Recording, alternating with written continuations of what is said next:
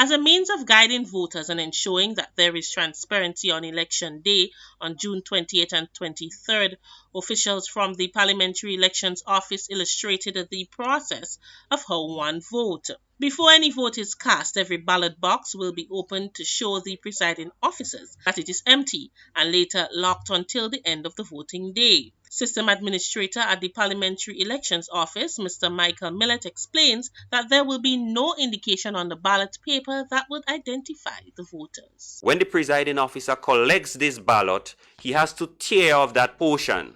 So at the end, we are left with two pieces. This is the upper portion of the ballot that is torn off with the number on it. So we have this number here.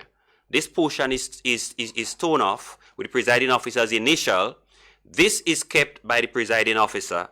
And all that goes into the box is this.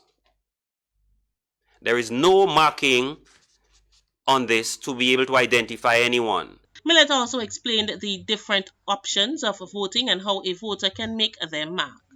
For whom you decide to cast your vote, you make your mark in that space here. So if you're voting for the triangle, you make your mark here.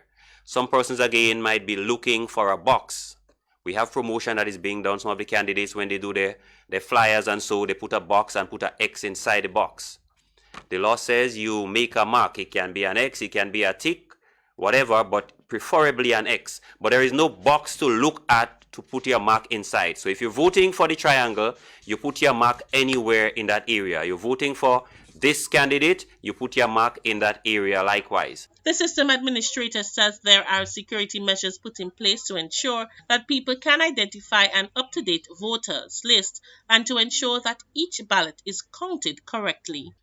The system for transmitting doesn't do anything to the votes. So persons might believe, oh, well, they're showing the results online in an electronic computerized system, they can do what they want. The results that are displayed are the actual results that came from the polling station. We're just not using the radio for that. And in real time, so the presiding officer finishes, the polls close at 5, there was no one else in the line. We finished count at 5:40. By 5:41, the results for that polling station gets online in real time. We at the electoral office, you in the public, everyone gets the results at the same time. Millett spoke about how the results will be transmitted on elections day. We cast our votes, we count, we know the results there and then. And this ends the poll. And once this is done and all the numbers balance off, the presiding officer, therefore, then calls the results because he has to take the ballot box to the returning officer. The police moves along with them.